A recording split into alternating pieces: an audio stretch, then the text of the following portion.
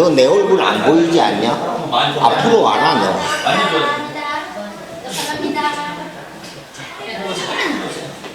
안녕하세요. 사랑합니다. 사랑합니다. 네, 인사 한번 해주세요. 예쁜 손 해가지고 다니고 예쁜 손.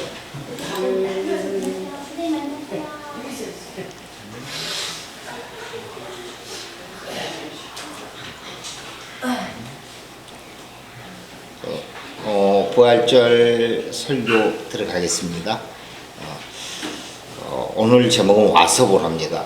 제가 이 설교를 준비한 이유가 제가 한 서적을 읽는데 기독교는 좀 무식한 종교래요. 그냥 믿어야 된대요. 그냥 무턱대고 믿어야 되는 그 믿음을 강요하는 종교다. 그래서 보지 않고 믿는 것이 복되도다라는 그 말씀을 가지고 이제 그런 문구를 또 꺼내서 참 기독교는 조금 좀 무지한 종교다. 그냥 믿으라는데 그게 말이 되냐. 뭐 이런 글을 읽으면서 제가 목사로서 그 글을 보는데 화가 나더라고요. 기독교는 그게 아닌데 이게 아니고 기독교는 무지하게 그냥 믿는 종교가 아닌데 믿어지는 종교인데 그러면서 부활주일에 이 설교를 준비했습니다. 와서 보라. 우리 예수님 말씀인데요. 와서 보라. 일단 독일의 시인 릴케 이야기를 한번 볼까요? 나는 보는 법을 배우고 있다. 그 릴케 들어는 맞죠? 잘 모르겠지만 그래도 많이는 들어봤을 겁니다. 독일 시인 릴케가 말테의 수기라는 책에서 이렇게 이야기합니다. 나는 보는 법을 배우고 있다. 무슨 말일까요? 나는 보는 법을 배우고 있다. 지금 이 말테의 수기에 말테가 28살 청년이거든요. 28살, 한 릴케하고 그때 나이가 비슷해요. 근데 릴케는 이 소설의 주인공 말테의 입을 통해서 나는 지금 보는 법을 배우고 있다라고 이야기합니다. 그는 그동안 살아오면서 수많은 것을 보았습니다. 사람들도 만났고요. 풀, 하늘, 나무, 땅을 봤고요. 책, 영화, 신문, 또 수많은 사건들을 계속 보아왔거든요. 그는 보고 또 보아왔습니다. 우리도 마찬가지죠. 우리도 좀 보고 있잖아요. 보고 있고 어제도 수많은 또 신문지상의 뉴스에 수많은 사건들도 있었죠. 보고 있습니다. 계속 보고 또 보고 있는데 릴케는 태어나 처음 걸음걸이를 하는 어린아이처럼 28이 되었어야 나는 보는 법을 배우고 있다라고 이야기합니다. 자, 그러면 이제까지 릴케는 자신이 어떻게 보아왔기에 이런 이야기를 할까요? 이제서야 나는 28이 된 이제서야 나는 보는 법을 배우고 있습니다. 지금까지 우리는 어떻게 보아왔다는 말일까요? 모든 사람이 릴케는 그동안 살면서 수많은 것을 보았는데 사실은 자신의 눈으로 보지 않고 남들의 시선으로 보고 남들이 보라는 것을 보아왔다는 말이거든요. 릴케나 대부분 사람들은 자신의 눈으로 보지 않고 남들의 시선으로 보고요. 남들이 보라는 것만을 볼 뿐이었습니다. 선생님이 보라는 대로 봤고요. 선배가 보라는 대로 봤고요. 아버지가 보라는 대로, 지배자가 보라는 대로 또 세상 사람이 보라는 대로 보았습니다. 자, 그러면 릴케는 어떻게 이런 생각을 가졌을까요? 그는 시인이었습니다. 한 편의 시를 적었습니다. 그런데 시를 적어놓고 보니까 다른 사람, 이미 썼던 시인들의 시와 비슷한 거예요. 아무리 시를 써보아도 다른 사람의 시의 아류작일 뿐인 거예요. 그냥 내 작품이 아니에요. 다른 사람의 시에 보니까는. 이렇게 난처해진 순간 그가 하나 깨닫는 게 뭐냐면은 자기 눈이 아닌 다른 사람의 눈으로 그동안 세상을 보아왔다는 걸 알게 된 것이죠. 그래서 그는 자기 스스로 보는 법을 배워야 한다고 이 얘기를 합니다. 나는 이제서야 보는 법을, 제대로 보는 법을 배우고 있다. 이것을 철학에서는 자각이라고 합니다. 각성했다고 합니다. 이제 깨달은 거예요, 이게 깨달음의 첫 단계예요. 이제 내 눈으로 봐야겠다라는 시각이죠. 어린아이가 기어다니다가 일어나 걷듯이 이제 걷는 법을 배우는 거예요. 자기 발로 걷는 아이가 앞으로 넘어질지 옆으로 넘어질지 또 길을 잃을지 모르는 일입니다. 그런데 이것은 아이가 앞으로 살아가면서 감당해야 되는 역경이고, 이 길을 가까이 가야만 온전히 자기가 원하는 방향으로 걸어갈 수가 있습니다. 그러니까 자각하고 각성하기 위해서는, 또 자각과 각성의 과정에서는 필수적으로 고난이 뒤따른다는 것이죠. 그냥 남들이 보는 대로 보면서 살면 편안합니다. 그냥 릴케도 그렇게 살았으면 됐어요. 그런데 굳이 새로운 보는 법을 깨닫고, 이걸 각성이라고 그랬으니까 새로운 눈으로 세상을 바라보면은 이건 고난의 길이 되거든요.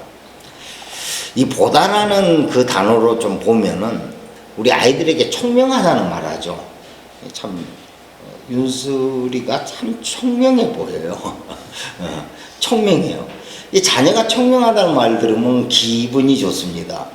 총은 기가 밝다라는 거고요, 명은 눈이 밝다라는 말이거든요. 그러니까 기가 밝고 눈이 밝으면 이걸 총명하다고 그래요. 그러니까 세상 기준으로 보고 듣는 것이 아니라 자기 스스로 잘 듣고 자기 눈으로 보면은, 그러니까 앵무새 같이 따라하는 게 아니라 자기 생각과 자기 말을 할 줄 아는 사람이 총명한 사람인 거죠. 이게 총명하다고 하는 거거든요. 저는 우리 어린이 학생들이 다 총명하길 원합니다. 예, 총명할 거예요.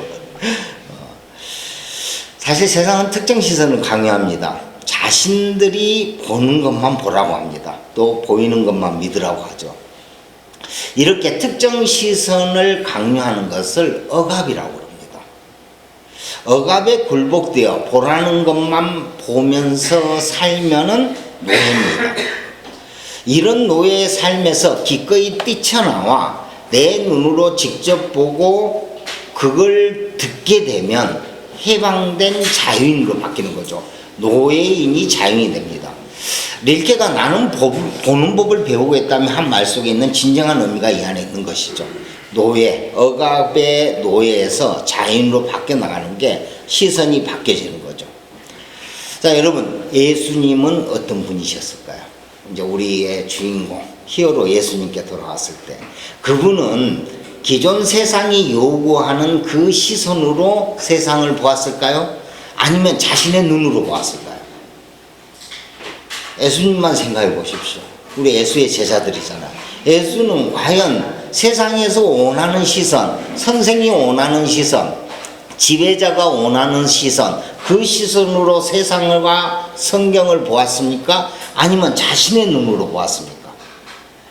예수님은 유대교의 경전, 이 지금 현재 구약 성경을 제사장과 바리새인들의 눈으로, 지배층과 종교 지도자들의 눈으로 보지 않았습니다. 그죠? 자기 눈으로 봤어요. 눈이 띄어진 거죠. 예수님은 자기 눈으로 성경을 바라봤습니다. 그래서 예수님은 유대교의 그 종교 정신에서 과감하게 뛰쳐나왔습니다. 유대교는 억압이었거든요. 그런데 그 억압에서 뛰쳐나와 자유인이 되신 거죠. 그들의 강요에서 뛰쳐나왔습니다. 말씀을 통해, 그 성경 말씀을 통해 하나님을 예수님 자신의 눈으로 직접 봤습니다. 자신의 눈으로 직접 이해를 했습니다. 자, 그리고 세상에 나와서 무엇을 하시냐면 3년 공생애를 시작하죠. 자, 예수님이 공생애를 막 시작할 즈음입니다. 이건 이제 요한복음에 나와 있는데요.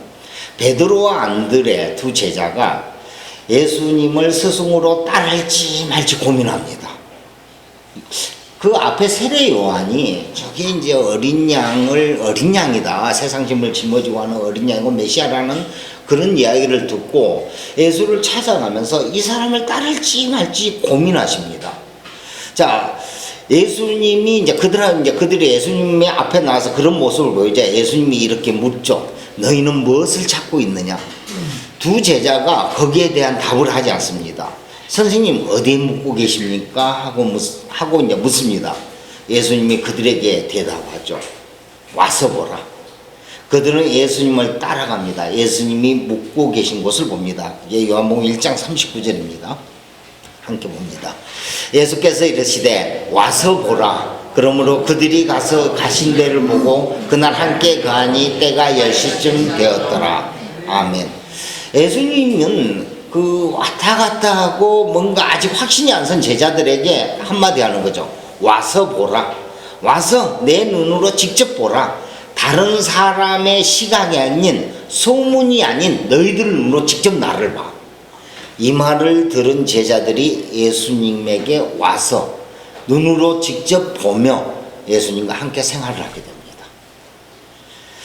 예수님은 제자들이 스스로 자기 눈으로 자신을 보기를 원했습니다.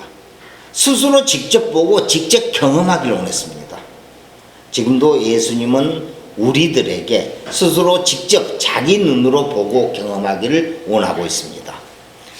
이렇게 예수님은 제자들과 함께 하나님 나라 사역을 전개합니다. 이걸 보통 3년 공생의 기간이라고 합니다. 이 기간 동안 제자들은 수많은 사건들, 수많은 또 말씀들 속에서 예수님과 함께 지내다가 결국 예수님이 성경에서 계시한 그 메시아, 그리스도, 이 세상의 구원자임을 확신하게 됩니다. 그리고 이제 죽음이 눈앞에 다가왔고 예수님은 골고다 언덕에서 십자가 죽음을 맞이합니다. 제자들은 자신들의 죽음이 무서웠어.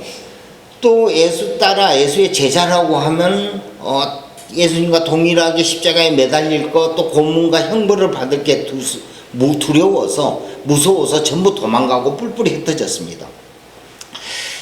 예수님이 매달린 그 골고다 언덕의 십자가 아래에는 법적 책임이 없는 어린아이와 여인들만 있었습니다. 결국 예수님은 십자가에서 죽으셨고 무덤에 장사되셨습니다. 3년 동안 이어진 하나님 나라 운동은 이렇게 끝나는가 싶었습니다. 그리고 오늘 본문입니다. 마태복음 28장 1에서 6절입니다. 함께 하겠습니다. 안식일이 다 지나고 안식 후 첫날이 되려는 새벽에 막달라 마리아와 다른 마리아가 무덤을 보려고 갔더니 큰 지진이 나며 주의 천사가 하늘로부터 내려와 돌을 굴려내고 그 위에 앉았는데 그 형상이 번개 같고 그 옷은 눈같이 익거늘 지키는 자들이 그를 무서워하여 떨며 죽은 사람과 같이 되었더라. 천사가 여자들에게 말하여 이르되 너희는 무서워하지 말라. 십자가에 못 박히신 예수를 너희가 찾는 줄을 내가 아노라. 그가 여기 계시지 않고 그가 말씀하신 대로 살아났느니라. 와서 그가 누우셨던 것을 보라. 아멘. 예수님은 금요일 오후 5시에 죽으시고 무덤에 장사됐습니다. 그리고 일요일 아침, 오늘이죠. 오늘 아침에 여인들이 예수의 무덤을 찾았습니다. 그런데 큰 지진이 나며 무덤 입구에 돌이 굴려졌고 그 위에 하나님의 천사가 앉아서 여인들에게 말합니다. 자, 이게 5절 중반이죠. 너희는 무서워 말라. 십자가에 못 박히신 예수를 찾는 줄 내가 아노라. 그는 여기 계시지 않다. 그가 말씀하신 대로 살아나셨느니라. 와서 그가 누우셨던 곳을 보라. 와서 보라. 시체를 여기에 놓아두지 않았니? 와서 이 자리를 보라. 부활하신, 사라지신, 지금 이미 살아나서 없으신 예수의 그 빈자리를 와서 직접 보라. 여인들은 그 자리에 시체가 없음을 직접 보게 되고 큰 놀라움과 기쁨으로 제자들에게 달려갑니다. 제자들에게 이 소식을 알리죠. 제자들은 난리가 납니다. 믿을 수가 없습니다. 이 세상 시각으로는, 이 세상의 눈으로는 믿을 수 없고 볼 수 없는 일이거든요. 어떻게 한번 죽었던 사람이 살아납니까? 있을 수 없는 일입니다. 그러나 또 예수님이라면 모릅니다. 왜? 3년 동안 제자들은 예수님을 따라다녔잖아요.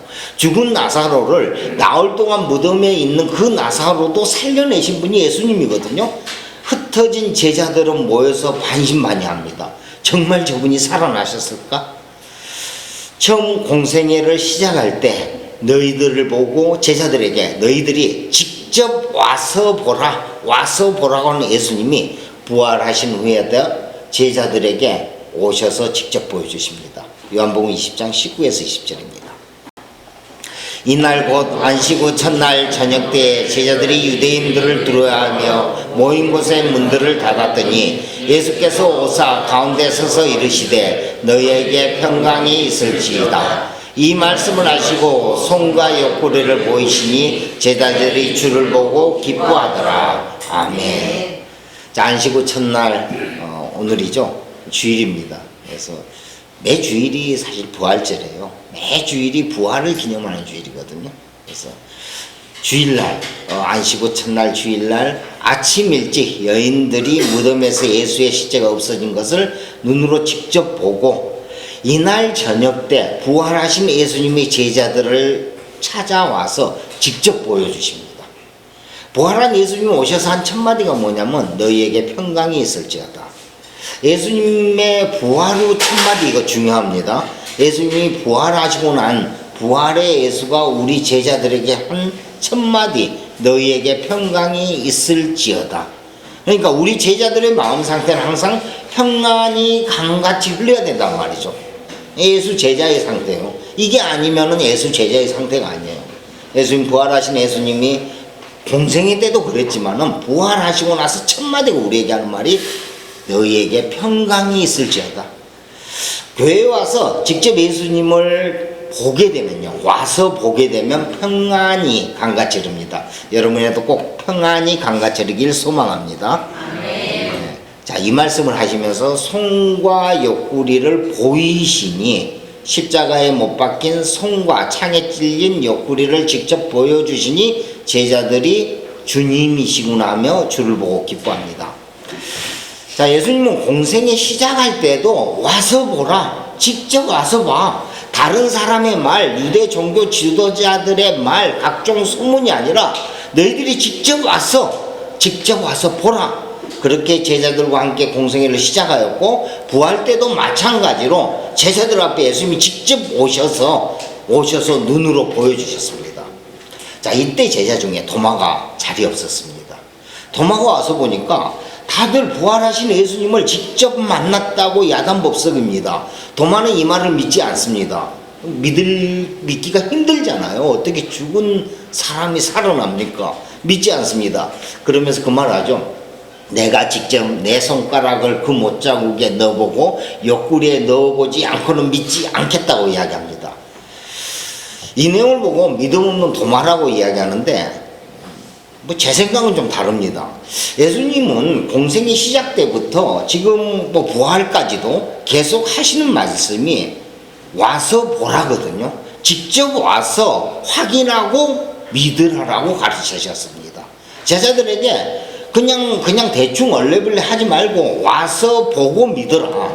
다른 사람 말 듣지 말고 다른 사람 눈으로 보지 말고 직접 내 눈으로 와서 보라. 그런 면에서 직접 보고 믿겠다는 도마는 예수님의 제자 맞습니다. 오히려 쌍둥이 소리 들었던 제자입니다. 예수님의 쌍둥이 소리. 수제자는 아니지만 정말 예수님과 동일한 그런 제자 소리 들었던 도마입니다. 8일 후에 부활하신 예수님이 다시 제자들에게 나타났습니다. 그때 도마도 함께 있었습니다. 요한복음 20장 27, 29절인데 27, 28절 보겠습니다. 도마에게 이르시되 내 손가락을 이리 내밀어 내 손을 보고 내 손을 내밀어 내 옆구리에 넣어보라. 그리하여 믿음 없는 자가 되지 말고 믿는 자가 되라. 도마가 대답하여 이르되 나의 주님이시요 나의 하나님이시니라. 아멘. 예수님은 직접 오셨어요. 부활하신 자신의 몸을 도마에게 보여주십니다. 너의 손을 내 옆구리에 넣어보라. 그리하여 믿음 없는 자가 되지 말고 믿는 자가 되라. 예수님이 가르칩니다. 예수님이 공생이 시작할 때부터 제자들에게 가르쳤던 내용입니다. 와서 보라. 직접 와서 눈으로 보고 직접 경험하여 믿는 자가 되라. 그러자 도마는 믿음의 고백을 하죠. 당신은 나의 주님이시요 나의 하나님이십니다. 아멘. 이렇게 기독교는 직접 와서 보고 만지고 경험하는 정보입니다. 그리고 29절입니다. 29절. 예수께서 이르시되 너는 나를 본고로 믿느냐 보지 못하고 믿는 자들은 복되도다 하시니라. 아멘. 도마야 너는 나를 본고로 믿느냐 보지 못하고 믿은 자들은 복되도다. 예수님은 공생의 시작부터 부활까지 그리고 40일간 부활 후 40일 동안 가르치시거든요. 제자들을. 그리고 승천까지 직접 제자들에게 와서 보라며 눈으로 귀로 보여주고 들려주셨습니다. 그럼에도 불구하고 나를 보지 못하고 믿는 자들은 복되도다. 부활의 예수님을 직접 보지 못하고 믿는 여러분은 복된 분들입니다. 아멘. 사실 이제부터 부활하신 예수님이 이제 승천 바로 첫 단계거든요. 40일 동안 제자들 열심히 보여주셨어요. 그리고 이제 승천하시거든요. 그러면 제자들이 직접 보고 들을 수 없거든요. 장세에 승천하시기 때문에 이 얘기를 하십니다. 그래, 앞으로 나를 직접 보지 못할 거야. 그러나 나를 보지 못하고 믿는 자들은 복되도다 하십니다. 예수님이 이 말만 하신 게 아니에요. 승천하시면서. 아니, 평상시에 계속 했던 말씀이 있어요. 내가 간 후 너희에게 내 이름으로 성령을 보내리라 약속하셨죠. 성령을 보낸다는 약속, 직접 눈으로 보고 귀로 듣고 마음으로 느끼는 성령을 약속하십니다. 역시나 오순절날 제자들에게 성령이 강림하니 온 예루살렘이 시끄러웠죠. 그러니까 성령을 받은 것은 부활한 예수님을 직접 목도한 것으로 볼 수 있습니다. 왜냐하면 성령을 받으면 눈이 띄어지거든요. 귀가 열리거든요. 그래서 눈으로 보고 귀로 듣고 마음으로 느끼는 그 성령의 사역이 내 안에서 일어나거든요. 이렇게 부활한 예수님을 직접 눈으로 본 제자들, 곧 성령을 받은 제자들이 예수님의 하나님 나라 사역, 곧 복음을 전합니다. 많은 사람들은 예수의 부활이 가짜라고 말합니다. 그러나 사실입니다. 역사적으로도 사실이고요. 우리 성경적으로도 그냥 눈에 보이는 하나의 모습, 십자가 아래에서 뿔뿔이 흩어졌던 제자들, 다 도망쳤던 제자들, 다 하나님 나라, 예수 그리스도의 하나님 나라 운동이 다 끝날 줄 알았는데 그들이 갑자기 다시 모이더만 고문과 죽음과 형벌을 전혀 두려워하지 않습니다. 그러면서 예수가 부활한 날을 막 소리치고 다니는 거예요. 예수님의 하나님 나라 운동을 계속해 나갑니다. 이것은 눈으로 직접 부활을 보지 못하면 있을 수 없는 일이거든요.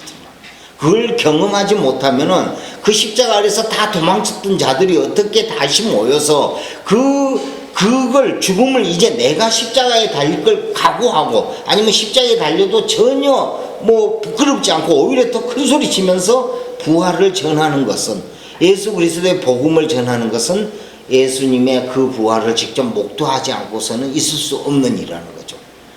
그래서 부활은 제자들을 통해서 역사적 사실로 기록됩니다. 오늘도 우리는 성령 강림으로 살아있는 성경 말씀으로 예수님의 부활을 경험하고 있습니다. 오늘 주제 제목이 와서 보라. 막연히 여기저기 소문으로 세상이 가르쳐준 시각으로 보지 마시고 직접 오셔서 보라는, 직접 와서 보라는 예수님의 가르침입니다. 한 번 죽은 사람이 어떻게 살아나? 있을 수 없는 일이지. 과학적으로 증명이 안 됐잖아. 많은 사람들이 이렇게 이야기합니다만 여러분, 광야교회에 직접 오셔서 보시기 바랍니다. 교회의 머리이신 부활의 신 예수 그리스도를 성령 강림으로 또 예수 그리스도의 말씀으로 직접 보고 들으시고 그리고 만나고 경험하시길 축복합니다. 아멘. 예수님은 구하고 찾고 두드리는 자에게 문을 열어주시고 만나주십니다. 여러분의 그 심령의 문을 열어서요, 그 열어서 예수님이 들어오셔서 직접 눈으로 보게끔 해주십니다. 예수님을 보고 만나는 축복이 여러분과 함께 하기를 간절히 소망합니다. 아멘. 이제 그리스도를 만난 제자들이 또 복음을 어떻게 전했는지 볼까요? 자, 사마리아 여인이 예수님을 만나고 예수님이 그리스도임을 알게 됩니다. 그리고 이제 마을로 쫓아 내려갑니다. 요한복음 4장 28에서 30절입니다. 여자가 물동이를 버려두고 동네에 들어가서 사람들에게 이르되 내가 행한 모든 일을 내게 말한 사람을 와서 보라. 이는 그리스도가 아니냐 하니 그들이 동네에 나와 예수께 나오더라. 아멘. 심플하죠. 그냥 와서 보라 해요. 예수 와서 봐. 너희들이 와서 예수 한번 만나봐. 이게 복음이에요. 예수님이 제자들에게 와서 보라 했듯이 우리들 또한 와서 보라고 하면 돼요. 심플합니다. 요한복음 1장 46절 여기도 마찬가지인데 볼게요. 나다나엘이 이르되 나사렛에서 무슨 선한 것이 날 수 있느냐. 빌립이 이르되 와서 보라 합니다. 제자들 어렵지 않게 전도하죠. 보니까 와서 보라. 이제 나사렛에서 무슨 선한 것이 날 수 있느냐. 나사렛은 그 이방과 암흑의 땅으로 그려지거든요. 거기는 어떤 인물이 날 수가 없는데요. 무슨 거기서 그리스도가 날 수 있고 거기서 무슨 메시아 예수가 태어날 수 있느냐. 예수 그리스도가 나올 수 있느냐. 빌립이 말합니다. 와서 보라.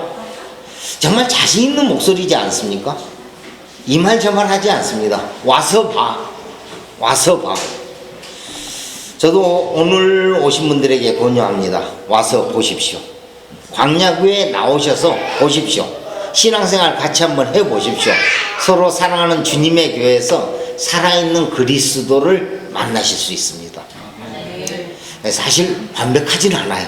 완벽하지 않습니다. 실수도 있고요. 여러분 눈에 걸리는 것이 있을 수 있습니다. 그러나 우리의 방향은 정확합니다. 예수 그리스도입니다. 함께하는 형제 자매이고 함께하는 공동체이고 오직 함께하는 예수 그리스도의 사랑 아닙니다. 여러분 오셔서 보시기 바랍니다. 오셔서 보시고 함께 하시기를 소망합니다. 제가 이 설교를 준비하면서 와서 보라라는 단어를 막 연구하다 보니까 성경에 보라, 보십시오, 보이다 이렇게 직접 눈으로 보는 거 있잖아요. 직접 이렇게 감지하는 거, 마음으로 느끼는 거.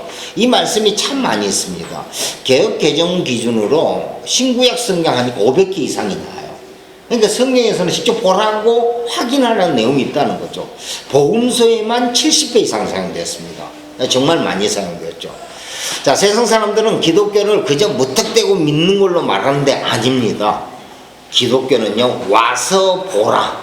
직접 와서 눈으로 보고 경험하고 느끼라는 종교입니다. 기독교는 직접 와서 직접 듣고 직접 경험하는, 그래서 믿음이 생기는 그런 신앙입니다. 제가 설교 마무리를 보라라는 단어가 사용된 예수님 말씀을 쭉 찾다가 정말 주옥 같은 말씀, 우리가 잘 아는 말씀인데 이 부분으로 오늘 설교를 마무리할까 합니다. 자, 마태복음 6장 26에서 31절인데요. 이건 교독할게요. 제가 한 절, 여러분 한 절 하면서 예수님이 하신 말씀을, 부활의 예수님이 우리에게 하신 말씀을 새기도록 하겠습니다. 공중의 새를 보라. 심지도 않고 거두지도 않고 창고에 모아들이지도 아니하되 너희 하늘 아버지께서 기르시나니 너는 이것들보다 귀하지 아니하냐. 너희에게 누가 이러함으로 기를 한다라고 말씀드리느냐. 또 너희가 어찌 의복을 위하여 염려하느냐. 들의 백합화가 어떻게 자라는지 생각하여 보라. 수고도 아니하고 길쌈도 아니하느니라. 그러나 내가 너희에게 말하니 솔로몬의 모든 영광으로도 이룬 것이 이 것 하나 갖지 못하였느니라. 오늘 있다가 내일 아궁이에 던져지는 들풀도 하나님이 이렇게 입히시거든 하물며 너희일까 보냐. 믿음이 작은 자들아. 그러므로 염려하여 이르기를 무엇을 먹을까 무엇을 마실까 무엇을 입을까 하지 말라. 아멘. 여러분, 무엇을 먹을까 무엇을 마실까 무엇을 입을까 염려하지 마십시오. 근심 걱정하지 마십시오. 이거 걱정 안 하면요 평안해집니다. 공중의 새를 보십시오. 들의 백합화를 보십시오. 자연 만물을 보십시오. 세상 눈으로는 그저 날아다니는 새, 들의 핀 꽃, 한낱 미물일 뿐이라고 말하지만 우리 신앙인의 눈에는요 그게 다 하나님의 보호하심과 인도하심입니다. 하나님의 감싸안음, 하나님의 보호하심 속에 있는 다 존재들입니다. 하나님의 보호하심과 인도하심이 내일 아궁이에 던져질 들풀에게도 이르할진대 하물며 하나님 아버지의 아들들인 우리에게는 어떠하겠습니까? 여러분 평안하십시오. 이게 신앙입니다. 이게 믿음입니다. 예수 그리스도에 와서 보라. 너희들 직접 와서 봐. 그 하나님 아버지, 그분이 가르쳐준 그 아버지가 이런 우리의 아버지라는 것이죠. 여러분 걱정 마십시오. 염려, 근심, 걱정 내려놓으십시오. 하나님이 더 좋은 곳으로 우리의 인생을 이끌어 가실 것이니 그냥 믿음으로 평안으로 살아가십시오. 아멘. 할렐루야. 부활하신 예수님이 제자들에게 처음 와서 하신 말씀이 무엇이었습니까? 너희에게 평강이 있을지어다. 맞죠? 부활하시고 제자들 모였는데 딱 보이자마자 너희에게 평강이 있을지어다. 오늘 부활하신 예수님이 우리에게 오셔서 광야의 모든 성도들에게 이야기합니다. 너희에게 평강이 있을지어다. 사랑하는 성도 여러분, 예수 그리스도를 세상 눈이 아니라 이런저런 소문이 아니라 여기 와서 스스로 보고 스스로 들으며 함께 경험하는, 함께 사랑하는 그런 신앙생활 하시길 원하고 여러분 인생의 평안이 강같이 흐르는 삶이 되길 축복합니다. 자, 바로 부활절 성찬식 시작하겠습니다. 준비위원들은 성찬식 준비해 주십시오.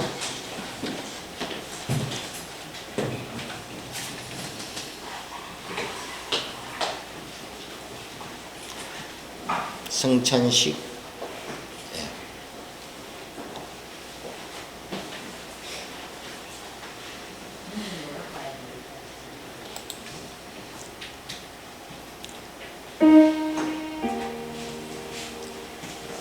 예수 그리스도의 부활을 기념하는 성찬식을 하겠습니다. 기도하겠습니다. 하나님 아버지, 거룩한 부활주일에 예수 그리스도의 살과 피를 우리에게 허락해 주셔서 감사합니다. 우리 모든 성도가 살과 피를 먹고 마실 때 부활하신 예수님과 온전한 하나가 되게 해 주시옵소서. 그리하여 우리 또한 죽음에서 부활하는 그 삶으로 삶을 믿습니다. 부활절 하나님의 큰 은혜 안에 거하게 하여 주시옵소서.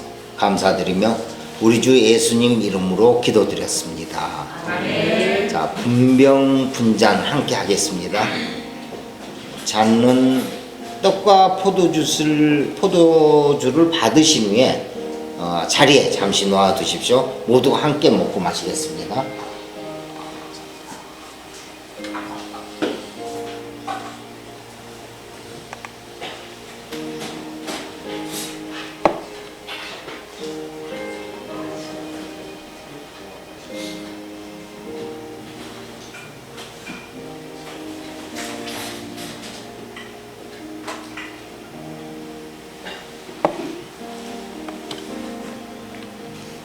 우리는 이 이거 포도주 진짜 포도주입니다. 아니 그 알코올이 좀 있을 겁니다. 포도를 담갔는데 알코올이 생겼어요. 그래서 포도주 맞죠? 그러니까 몇 년 됐습니다 이게. 그리고 살과 피입니다. 예수님의 살과 피를 우리가 직접 먹는 거예요. 그러면 예수의 살과 피가 내 안에 있으면서 예수님과 내가 한 몸이 된다. 이런 의미로 우리는 성찬을 하는 겁니다. 다 받으셨나요?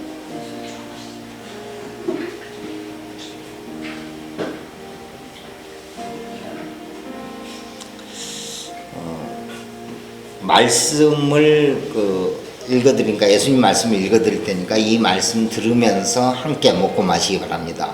예수께서 떡을 가지사 축복하시고 떼어 제자들에게 주시며 이르시되 받아서 먹으라 이것은 내 몸이니라. 잔을 가지사 감사 기도하시고 그들에게 주시며 이르시되 이것은 제 사함을 얻게 하려고 많은 사람을 위하여 흘리는 바 나의 피 곧 언약의 피니라. 너희가 이것을 다 마시라. 아멘. 함께 먹고 마시겠습니다.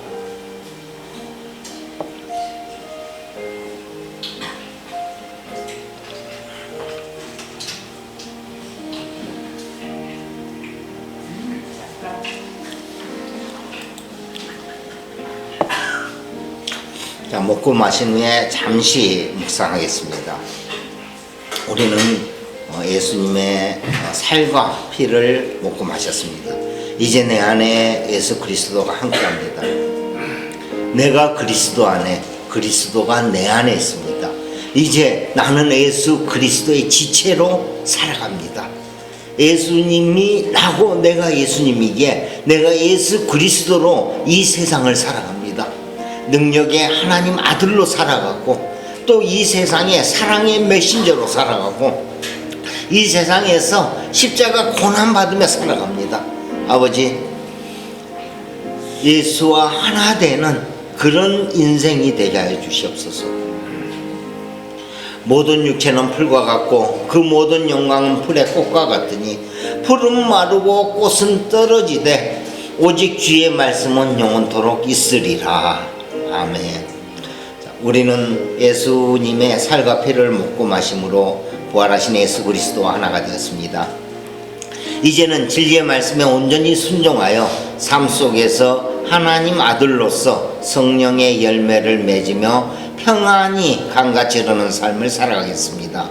예수님의 십자가 죽음으로 우리를 사랑하신 것 같이 순결한 마음으로 우리는 서로 사랑하겠습니다. 아멘.